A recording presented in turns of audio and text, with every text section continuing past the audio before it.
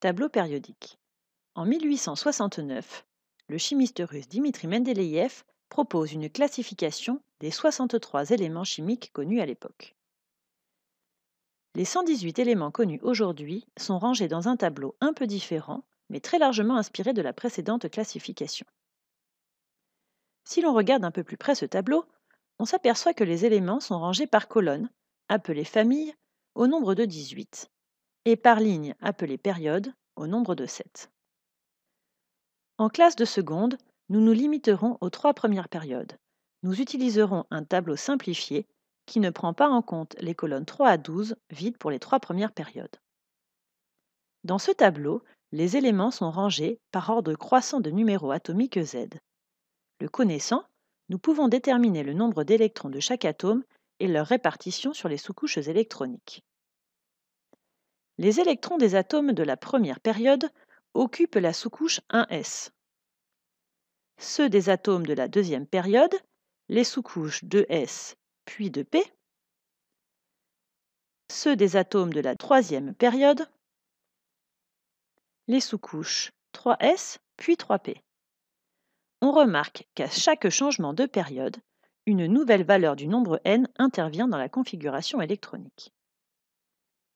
On distingue deux blocs. Le bloc S, qui correspond au remplissage des sous-couches S, colonnes 1 et 2, et le bloc P, qui correspond au remplissage des sous-couches P, colonnes 13 à 18.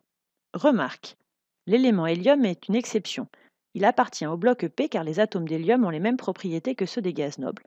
Pourtant, la configuration électronique d'un atome d'hélium se termine en 1s2. Les atomes des éléments d'une même famille possèdent tous le même nombre d'électrons de valence, nombre donné par le dernier chiffre de la colonne à laquelle ils appartiennent. Par exemple, tous les éléments dont les atomes se trouvent dans la 15e colonne possèdent 5 électrons de valence. Grâce à ce que nous venons de voir, nous pouvons déterminer la position d'un élément chimique dans le tableau périodique, connaissant la configuration électronique d'un atome correspondant.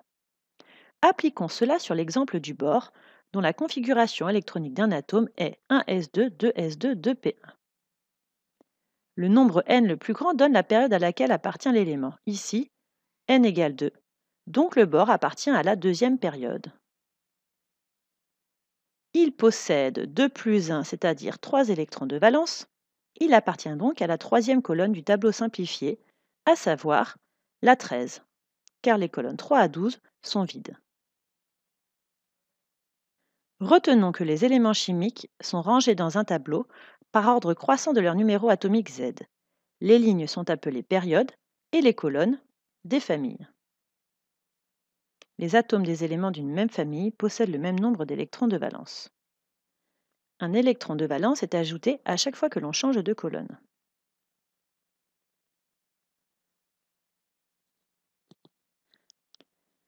À chaque changement de période, une nouvelle valeur du nombre n intervient dans la configuration électronique. Réalisons un petit test de 3 questions. Mettez en pause lorsque le symbole suivant s'affiche pour prendre le temps de répondre. Question 1. Les atomes des éléments d'une même famille possèdent le même nombre d'électrons, la même couche électronique de valence, le même nombre d'électrons de valence.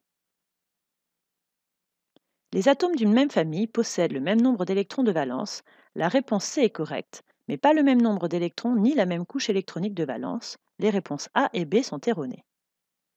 Question 2. Choisir la bonne réponse. La configuration électronique d'un atome d'azote est 1s2, 2s2, 2p3. L'élément azote appartient à la 17e colonne, appartient à la deuxième période et à la 15e colonne, appartient à la première période et à la 7e colonne. Le numéro de la couche de valence est n égale 2. L'azote appartient donc à la deuxième période. L'atome d'azote possède 2 plus 3, soit 5 électrons de valence. Il appartient donc à la 15e colonne. La réponse B est correcte. Question 3. Choisir la bonne réponse. L'argon appartient à la troisième période et à la 18e colonne. Quelle est la configuration électronique d'un atome d'argon? L'argon se situe sur la troisième période. Les électrons d'atomes d'argon sont donc répartis en 3 couches. N égale 1, 2 et 3. La réponse B est erronée. L'argon appartient à la 18e colonne, ce qui signifie qu'un atome d'argon possède 8 électrons de valence.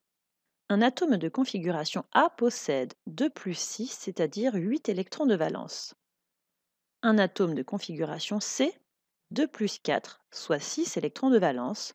La proposition A est donc correcte.